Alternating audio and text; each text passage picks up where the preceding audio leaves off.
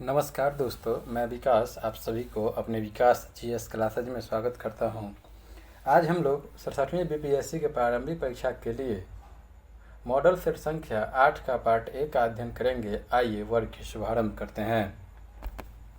प्रश्न संख्या प्रथम, निम्नलिखित में से किसे भारतीय प्रेस का मुक्तिदाता कहा जाता है? Option number A William Bentinck, B Charles Metcalfe, C Lord Ripon, D Lord Minto, E उपयुक्त में से कोई नहीं या एक से अधिक। इस प्रश्न का सही उत्तर होगा option number B, Charles Metcalfe को भारतीय प्रेस का मुक्तिदाता कहा जाता है। प्रश्न संख्या 2, नौसेना विद्रोह निम्नलिखित में से किस जहाज से शुरू हुआ था? Option number A HMIS Bombay, B HMIS Rajputana, C HMIS Deccan, D HMIS Talwar, ई उपयुक्त में से कोई नहीं या एक से अधिक। इस प्रश्न का सही उत्तर होगा ऑप्शन नंबर डी, HMIS तलवार। नौसेना विद्रोह HMIS तलवार जहाज से शुरू हुआ। प्रश्न संख्या 3, भारतीय स्वतंत्रता आंदोलन के दौरान मंजरी सेना और वानर सेना का गठन कब किया गया? ऑप्शन नंबर ए असहयोग आंदोलन में, बी सबने अवज्ञा आंदोलन में, सी भारत छोड़ो आंदोलन में, डी स्वदेशी आंदोलन में, ई उपयुक्त में से कोई नहीं या एक से अधिक। इस प्रश्न का सही उत्तर होगा ऑप्शन नंबर बी, सबने अवज्ञा आंदोलन में मंजरी सेना और वानर सेना का गठन किया गया। प्रश्न संख्या 4, गांधी जी ने अपनी रणनीति सबने अवज्ञा का प्रयोग किया। ऑप्शन नंबर ए चंपारण आंदोलन में, बी अहमदाबाद मिल हड़ताल आंदोलन में, सी खेरा आंदोलन में, डी खिलाफत आंदोलन में, ई उपयुक्त में से कोई नहीं या एक से अधिक। इस प्रश्न का सही उत्तर होगा ऑप्शन नंबर ए चंपारण आंदोलन में, अर्थात चंपारण आंदोलन के दौरान ही गांधी जी सबने अवज्ञा का प्रयोग किया था। प्रश्न संख्या 5, निम्नलिखित में से किसकी पहल पर BR अम्बेडकर का संविधान सभा के सदस्य के रूप में पुनर्निर्वाचन किया गया? ऑप्शन नंबर ए जवाहरलाल नेहरू एवं सरदार पटेल, बी जवाहरलाल नेहरू एवं राजेंद्र प्रसाद, सी राजेंद्र प्रसाद एवं महात्मा गांधी, डी राजेंद्र प्रसाद एवं सरदार पटेल, ई उपयुक्त में से कोई नहीं या एक से अधिक। इस प्रश्न का सही उत्तर होगा option number D, Rajendra Prasad एवं सरदार पटेल। राजेंद्र प्रसाद एवं सरदार पटेल के पहल पर BR अम्बेडकर का संविधान सभा के सदस्य के रूप में, किसके सदस्य के रूप में? तो संविधान सभा के सदस्य के रूप में BR अम्बेडकर को पुनर्निर्वाचन किया गया। किसके पहल पर? तो याद रखिएगा, राजेंद्र प्रसाद और सरदार पटेल के पहल पर। प्रश्न संख्या 6, गांधी जी को किसने इस बात के लिए राजी किया कि नमक सत्याग्रह को पुरुषों तक सीमित न रखा जाए? Option number A Sarojini Naidu, B Vijaya Lakshmi Pandit, C Annie Besant, D Kamala Devi Chattopadhyay, E उपयुक्त में से कोई नहीं या एक से अधिक। इस प्रश्न का सही उत्तर होगा option number D, Kamala Devi Chattopadhyay ने गांधी जी को राजी किया कि नमक सत्याग्रह को पुरुषों तक ही सीमित न रखा जाए, अर्थात पुरुष के साथ साथ महिलाओं को भी नमक सत्याग्रह में शामिल किया जाए। ऐसा सुझाव किसने दिया था? किसने गांधी जी को राजी किया था इस सुझाव के संबंध में? तो वह दिया था कमला देवी चट्टोपाध्याय ने। प्रश्न संख्या 7, 1939 में सुभाष चंद्र बोस और उनके वामपंथी समर्थकों के द्वारा किस संगठन की स्थापना की गई थी? Option number A forward bloc, B Azad Hind Fauj, C Bharat नौजवान सभा, डी रिवोल्यूशनरी फ्रंट, ई उपयुक्त में से कोई नहीं या एक से अधिक। इस प्रश्न का सही उत्तर होगा option number A forward block. 1939 में सुभाष चंद्र बोस और उनके जो वामपंथी समर्थक थे उसके द्वारा फॉरवर्ड ब्लॉक की स्थापना की गई थी। प्रश्न संख्या 8, याद रखना कि पृथक निर्वाचन क्षेत्र बनाकर हम ऐसे घातक विष के बीज बो रहे हैं जिनकी फसल बड़ी कड़वी होगी। यह कथन किसने और किसे संबोधित कर रहा था? ऑप्शन नंबर ए भारत सचिव लॉर्ड मार्ले ने वायसराय लॉर्ड मिंटो को, बी भारत सचिव मॉन्टेग्यू ने वायसराय चेम्सफोर्ड को, सी मोहम्मद अली जिन्ना ने लॉर्ड मिंटो को, डी लोकमान्य तिलक ने लॉर्ड हार्डिंग को, ई उपयुक्त में से कोई नहीं या एक से अधिक। इस प्रश्न का सही उत्तर होगा ऑप्शन नंबर ए भारत सचिव लॉर्ड मार्ले ने वायसराय लॉर्ड मिंटो को कहा था, अर्थात संबंधित करते हुए कहा था कि याद रखना कि पृथक निर्वाचन क्षेत्र बनाकर हम ऐसे घातक विष के बीज बो रहे हैं जिनकी फसल बड़ी कड़वी होगी। ऐसा कथन किसने कहा था? तो भारत सचिव लॉर्ड मिंटो ने कहा था। किसे संबोधित करते हुए कहा था? तो वायसराय लॉर्ड मिंटो को। प्रश्न संख्या 9, भारत में कम्युनिस्ट पार्टी की स्थापना किसने और किस वर्ष की? ऑप्शन नंबर ए 1920 में चारू मजुमदार, बी 1925 में एम.एन. राय, सी 1930 में अवनी मुखर्जी, डी 1935 में शरीफ सिद्दीकी, ई उपयुक्त में से कोई नहीं या एक से अधिक। इस प्रश्न का सही उत्तर होगा ऑप्शन नंबर बी 1925 में एम.एन. राय ने। भारत में कम्युनिस्ट पार्टी की स्थापना वर्ष 1925 में एम.एन. राय के द्वारा किया गया। प्रश्न संख्या 10, निम्नलिखित में से किसने खिलाफत आंदोलन के संबंध में कहा था कि हिंदुओं और मुसलमानों में एकता स्थापित करने का ऐसा अवसर आगे 100 वर्षों तक नहीं मिलेगा? Option number A Mahatma Gandhi, B Motilal Nehru, C Mohammad Ali Jinnah, D Chittaranjan Das, E उपयुक्त में से कोई नहीं या एक से अधिक। इस प्रश्न का सही उत्तर होगा option number A Mahatma Gandhi ने कहा था।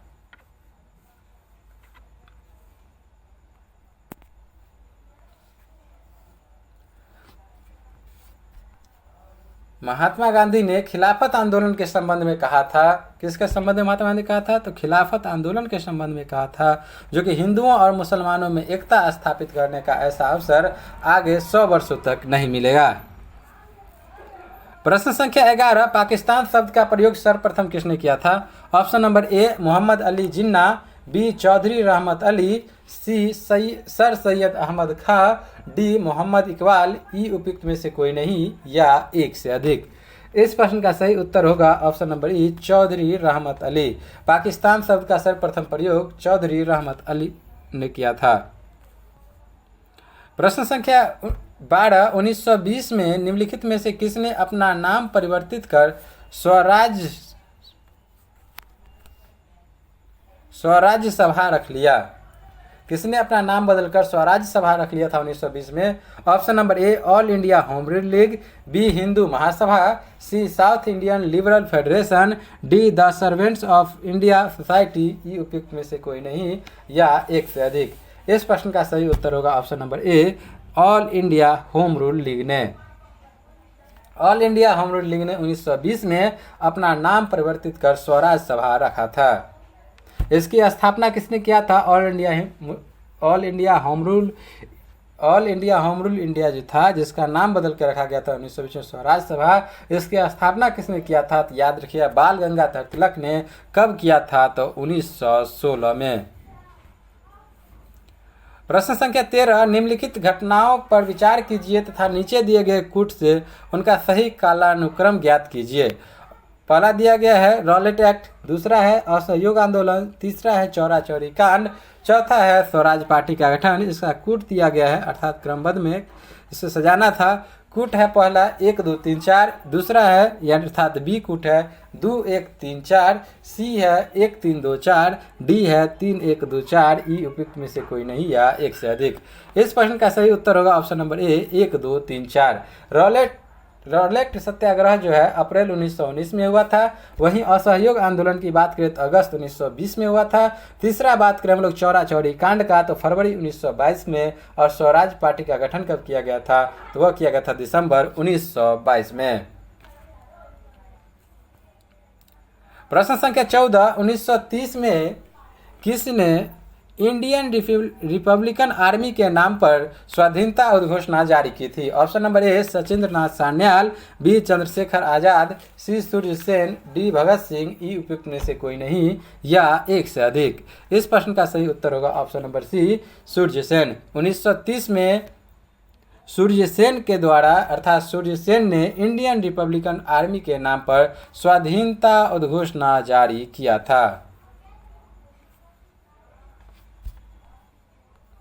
प्रश्न संख्या 15, आज़ाद हिंद फौज का गठन किनके या किसके विरुद्ध लड़ने के लिए किया गया था? ऑप्शन नंबर ए जर्मनी तथा जापान से, बी भारत में ब्रिटिश से, सी जापान से, डी रूस से, ई उपयुक्त में से कोई नहीं या एक से अधिक। इस प्रश्न का सही उत्तर होगा ऑप्शन नंबर बी भारत में ब्रिटिश से। आज़ाद हिंद फौज का गठन किसके विरुद्ध किया गया था? तो भारत में ब्रिटिश से लड़ने के लिए किया गया था। प्रश्न संख्या 16, कांग्रेस में इनमें से किसने समाजवादी दृष्टिकोण, कौन सा दृष्टिकोण? तो समाजवादी दृष्टिकोण का प्रतिनिधित्व किया था। Option number A Rajendra Prasad, B Narendra Dev, C Maulana Azad, D Sardar Patel, ई उपयुक्त में से कोई नहीं या एक से अधिक। इस प्रश्न का सही उत्तर होगा ऑप्शन नंबर बी, नरेंद्र देव ने। कांग्रेस में जो नरेंद्र देव थे उसने ही, अर्थात नरेंद्र देव ने ही समाजवादी दृष्टिकोण का प्रतिनिधित्व किया था। प्रश्न संख्या 17, अल हिलाल नामक कौन सा? तो याद रखिएगा, अल हिलाल नामक समाचार पत्र था एक।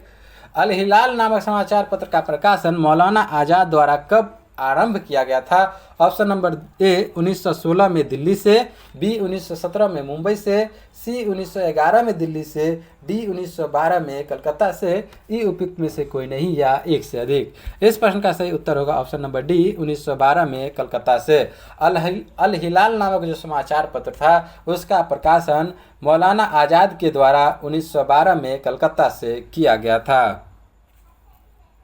प्रश्न संख्या 18, अंग्रेजों द्वारा कलकत्ता के स्थान पर दिल्ली को राजधानी कब बनाया गया? Option number A 1910, B 1912, C 1915, D 1911, E उपयुक्त में से कोई नहीं या एक से अधिक। इस प्रश्न का सही उत्तर होगा ऑप्शन नंबर डी, वर्ष 1911 में अंग्रेजों द्वारा कलकत्ता के स्थान पर दिल्ली को राजधानी बनाया गया।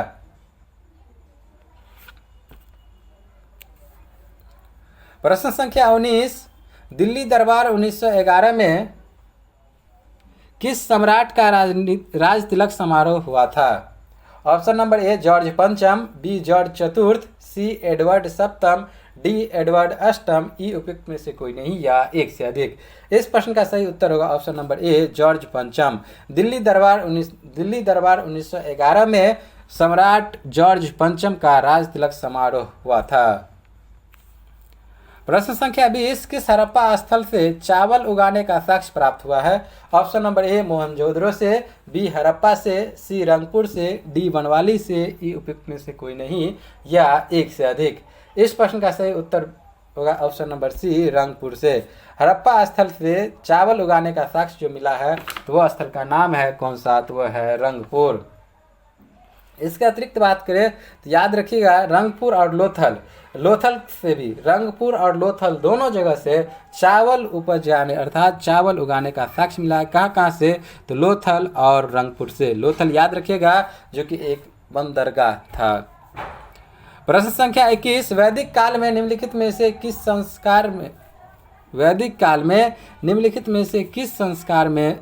संस्कार से दूसरे जन्म का आरंभ माना जाता था?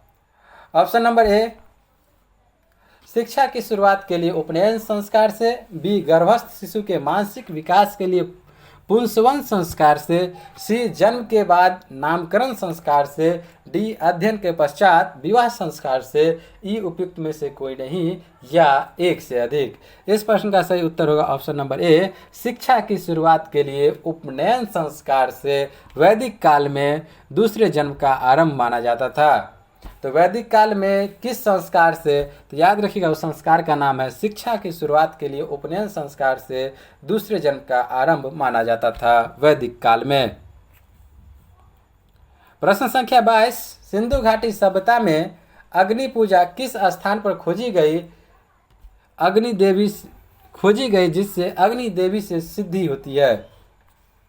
Option number A Surkotada, B Alamgirpur, C Kalibangan, D Chanhudaro, E उपयुक्त में से कोई नहीं या एक से अधिक। इस प्रश्न का सही उत्तर होगा option number C Kalibangan. Rajasthan के कालीबंगा से अग्नि वेदिकाएँ मिली है। उस अग्नि वेदिकाएँ की बात रखें तो यह तो कालीबंगा कहाँ है? राजस्थान में। तो उस अग्नि वेदिकाएँ की संख्या 7 है। राजस्थान में जो कालीबंगा है वहाँ से 7 अग्नि वेदिकाएँ मिली है। प्रश्न संख्या 23, निम्नलिखित में से किस एक का श्रेय समुचित रूप से निम्बाकाचार्य को दिया जाता है? ऑप्शन नंबर ए द्वैताद्वैत, बी द्वैत, सी शुद्धाद्वैत वेदांत, डी विशिष्टाद्वैत, ई उपयुक्त में से कोई नहीं या एक से अधिक। इस प्रश्न का सही उत्तर होगा ऑप्शन नंबर ए द्वैताद्वैत। द्वैताद्वैत का प्रवर्तक की बात करें तो वह है निम्बकाचार्य। निम्बकाचार्य किसके प्रवर्तक है? तो याद रखिएगा द्वैताद्वैत के।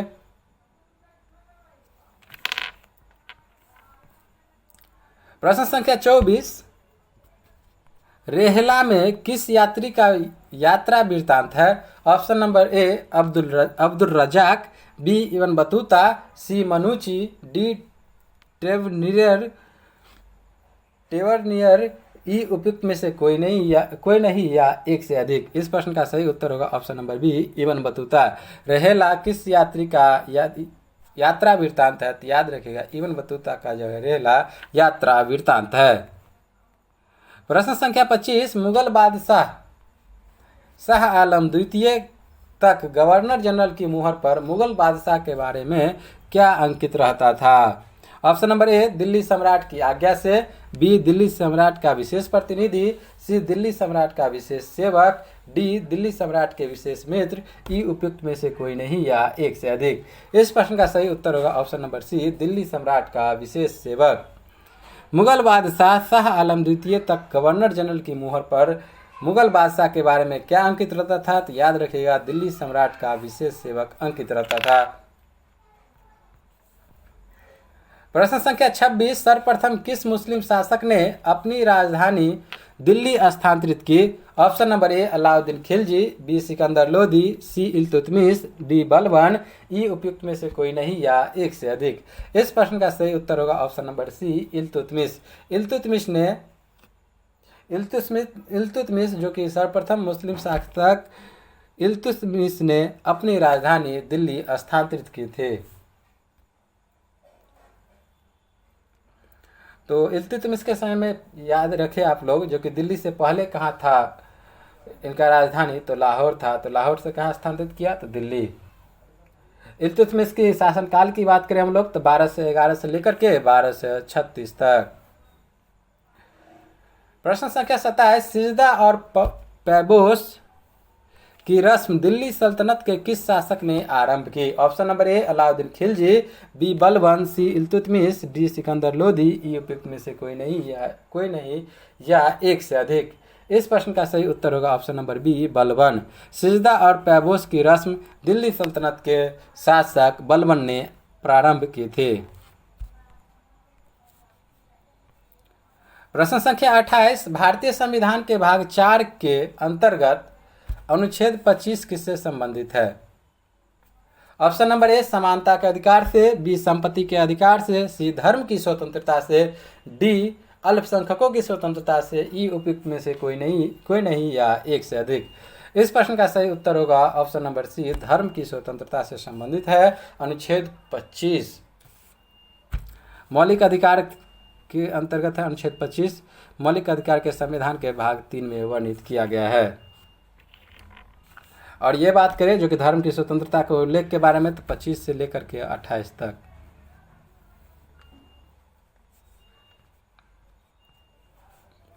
प्रश्न संख्या 29, भारतीय संविधान का मूल दर्शन निम्नलिखित में से किसमें निहित है? ऑप्शन नंबर ए प्रस्तावना, बी मौलिक अधिकार, सी राज्य के नीति निर्देशक तत्व, डी न्यायिक पुनरावलोकन, ई उपयुक्त में से कोई नहीं या एक से अधिक। इस प्रश्न का सही उत्तर होगा ऑप्शन नंबर ए प्रस्तावना में भारतीय संविधान का मूल दर्शन निहित है, क्योंकि ये जो प्रस्तावना है इसके अंतर्गत संविधान के आदर्श, संविधान के उद्देश्य, सरकार के स्वरूप, संविधान के स्रोत से संबंधित इसके अतिरिक्त कई सारे प्रावधान जो है हमारे संविधान के संबंध में जो भी कुछ है इसके अतिरिक्त वो सभी का वर्णन कहा जाए तो एक समग्र रूप से प्रस्तावना में दिखाई देती है।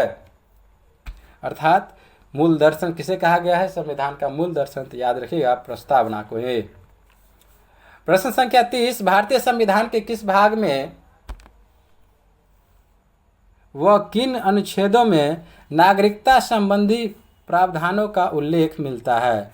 ऑप्शन नंबर ए भाग 1 में अनुच्छेद 1 से 4, बी भाग 2 में अनुच्छेद 5 से 11, सी भाग 3 में अनुच्छेद 12 से 35, डी भाग 4 में अनुच्छेद 36 से 51 और ई उपयुक्त में से कोई नहीं या एक से अधिक।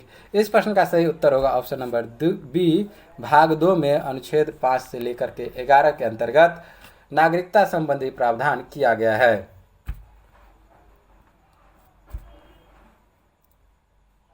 यहाँ हम लोग बात अगर कर ले 12 से 35 तक तो यह हो गया फंडामेंटल राइट्स, और 36 से 51 की बात करें तो वह है डीपीएसपी।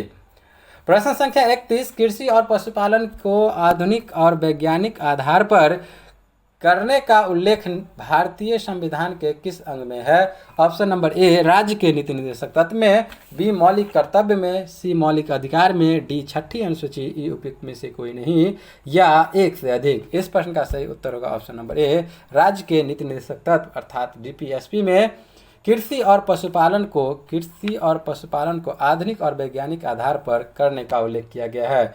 याद रखिएगा 48 अनुच्छेद 48 में किया गया है, और वही 48 में क्या किया गया? कृषि और पशुपालन को आधुनिक और वैज्ञानिक आधार पर संगठित करना। और वहीं बात करें 48A के संबंध में तो पर्यावरण की रक्षा और सुधार करने तथा देश के जो भी वन और वन्यजीव है उसे सुरक्षा अर्थात रक्षा के बंद में किया गया है 48A। लेकिन 48 क्या है? तो कृषि और पशुपालन से संबंधित है।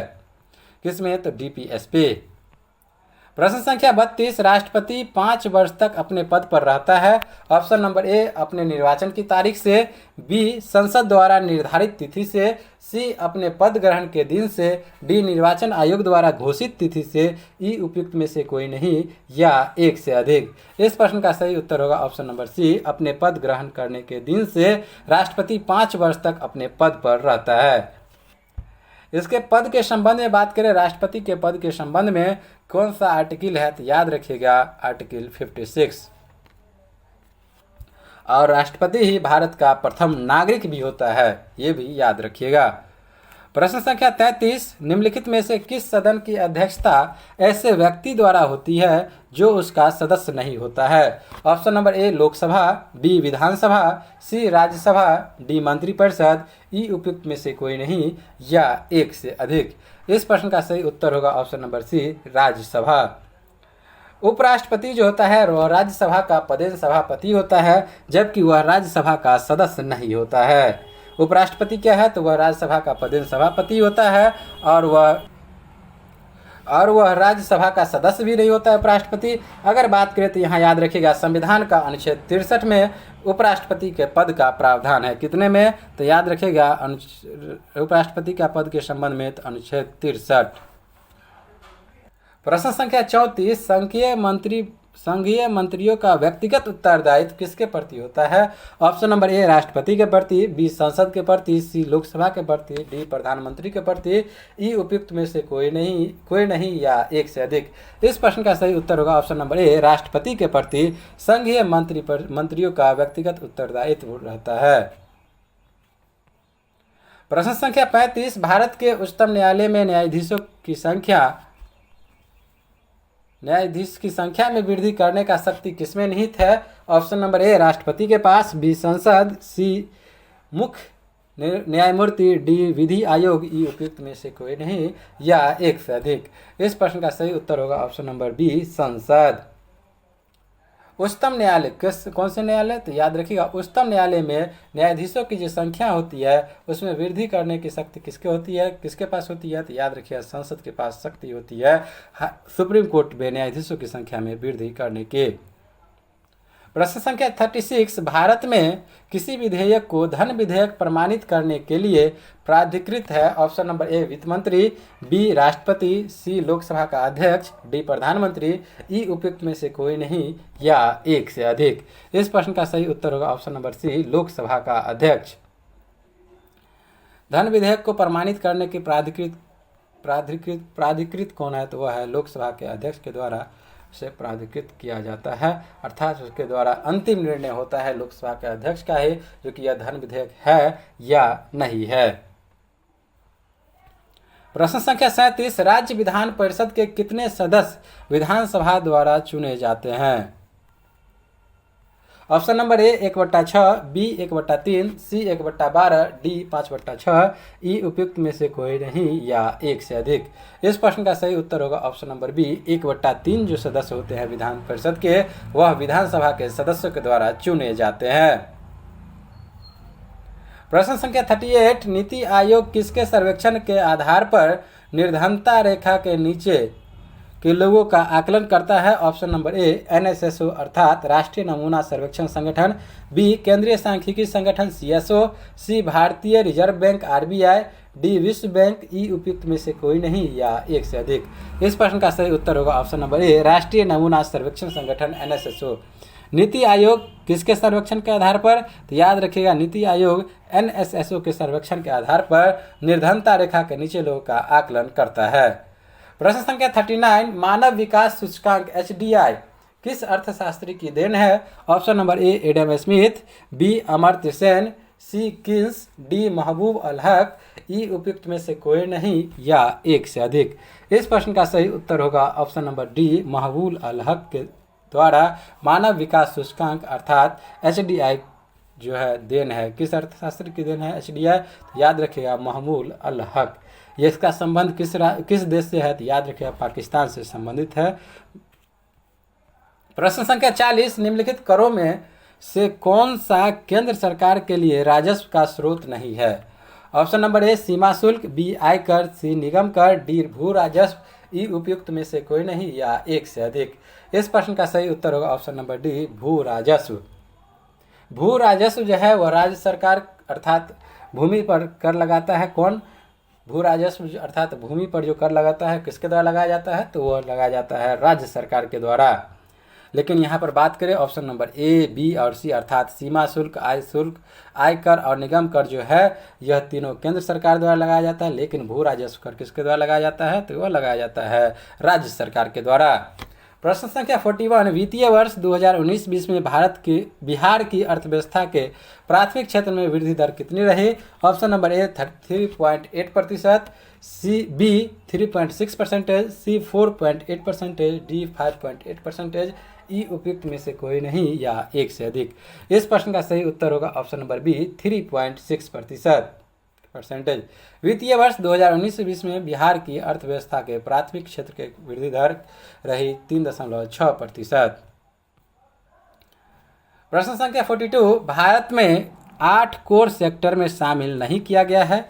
ऑप्शन नंबर ए कोयला को, बी उर्वरक को, सी विद्युत को, डी रसायन को, ई उपयुक्त में से कोई नहीं या एक से अधिक। इस प्रश्न का सही हो जाएगा ऑप्शन नंबर डी रसायन को 8 कोर सेक्टर में शामिल नहीं किया गया है। यहाँ बात करें जो कि भारत में 8 कोर सेक्टर है उसमें कौन कौन शामिल है? तो याद रखिएगा पहला कोयला, दूसरा कच्चा तेल, तीसरा प्राकृतिक गैस, चौथा रिफाइनरी के जो उत्पाद होते हैं, पांचवा उर्वरक, छठा इस्पात, सातवां सीमेंट और आठवां विद्युत। प्रश्न संख्या 43 निम्न में से किस बॉन्ड द्वारा भारतीय संस्थान विदेशी बाजारों से विदेशी मुद्रा के बजाय रुपए में पैसा जुटा सकते हैं? Option number A corporate bond, B masala bond, C municipal bond, D शून्य कूपन बॉन्ड, ई उपयुक्त में से कोई नहीं या एक से अधिक। इस प्रश्न का सही उत्तर होगा option number B masala bond. मसाला बॉन्ड जो है यह एक कॉर्पोरेट बॉन्ड होता है जिसे अंतर्राष्ट्रीय बाजार में जारी किया जाता है। इसकी न्यूनतम परिपक्वता अवधि कितनी होती है? तो याद रखिएगा 3 वर्ष। प्रश्न संख्या 44 नवंबर 2019 से नवंबर 2020 तक नवंबर 2019 से नवंबर 2020 तक बिहार की मुद्रास्फीति की दर 2012 के आधार वर्ष से कितनी रही? Option number A 9.08%, B 8.67%, C 9.80%, D 9.36%, E उपयुक्त में से कोई नहीं या एक से अधिक। इस प्रश्न का सही उत्तर होगा ऑप्शन नंबर सी 9.80%। नवंबर 2019 से नवंबर 2020 तक बिहार की मुद्रास्फीति दर कितनी रही? तो याद रखिएगा 2012 वर्ष की से कितनी रही है? तो वह रही है 9.80%। प्रश्न संख्या 45 ग्रामीण क्षेत्रों में शहरी सुविधाएं देने की नीति का समर्थन किसने किया था? Option number A doctor APJ Abdul Kalam, B doctor Manmohan Singh, C doctor Karan Singh, D Atal Bihari Vajpayee, E उपयुक्त में से कोई नहीं या एक से अधिक। इस प्रश्न का सही उत्तर होगा option number A doctor APJ Abdul Kalam ने ग्रामीण क्षेत्रों में शहरी सुविधाएं देने की नीति का समर्थन किया था।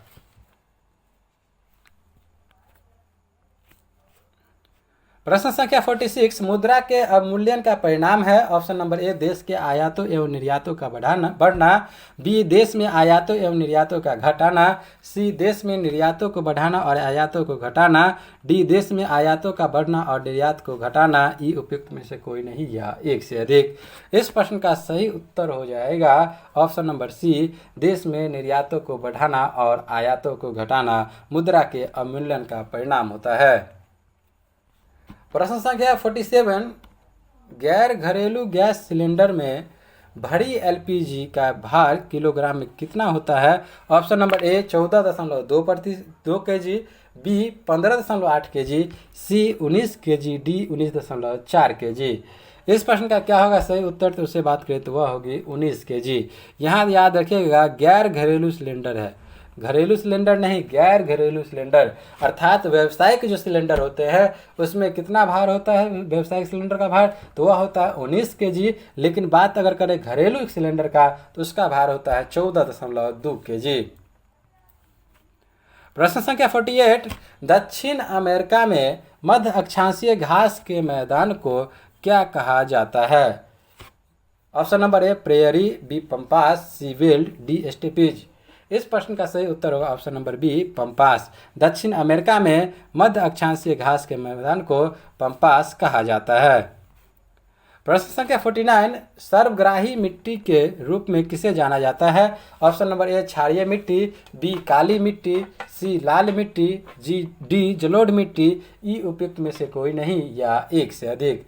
इस प्रश्न का सही उत्तर होगा ऑप्शन नंबर सी लाल मिट्टी। सर्वग्राही मिट्टी के रूप में किसे जाना जाता है, तो लाल मिट्टी को सर्वग्राही मिट्टी के रूप में जाना जाता है। इसका लाल क्यों रंग होता है लाल मिट्टी का, तो याद रखिएगा ऑक्साइड की उपस्थिति के कारण इसे लाल होता है और इसमें तंबाकू, तिलहन, दाल, आलू आदि के उत्पादन के लिए उपयुक्त होता है लाल मिट्टी। और एक बात और याद रखें, मिट्टी के अध्ययन को क्या कहते हैं, तो याद रखिए मिट्टी के अध्ययन को पेडोलॉजी कहते हैं। क्या कहते हैं, तो पेडोलॉजी मिट्टी के अध्ययन को कहते हैं। प्रश्न संख्या 50 भारत में कितने जैव विविधता वाले हॉट स्पॉट मौजूद है। Option number A 4, B 13, C 27, D 9, E उपयुक्त में से कोई नहीं या एक से अधिक। इस प्रश्न का सही उत्तर होगा ऑप्शन नंबर ए 4। भारत में 4 जैव विविधता वाले हॉट स्पॉट मौजूद है। कितने हैं, तो 4 हैं। इसमें याद रखें तो पहला हो गया पश्चिमी घाट हॉट स्पॉट, दूसरा हो गया हिमालय, तीसरा है भारत वर्मा क्षेत्र और चौथा है सुंदरवन का क्षेत्र। कौन कौन से हॉट स्पॉट 4, तो पहला हो गया पश्चिमी घाट, दूसरा हिमालय, तीसरा भारत वर्मा क्षेत्र, चौथा हो जाएगा सुंदरवन का क्षेत्र। और विश्व में जैव विविधता के 36 हॉट स्पॉट है। पूरे विश्व में कितने हैं, 36, लेकिन भारत में कितने हैं, तो याद रखिएगा 4 हॉट स्पॉट है। यहाँ हम लोग बात करें एक चीज़ और, जो विश्व जैव विविधता दिवस मनाया कब जाता है, तो याद रखिएगा 22 मई को, प्रत्येक वर्ष 22 मई को विश्व जैव विविधता दिवस मनाया जाता है। इस प्रकार आज की वर्ग की समाप्ति की घोषणा यहीं पर करते हैं। मैं विकास, जय हिंद।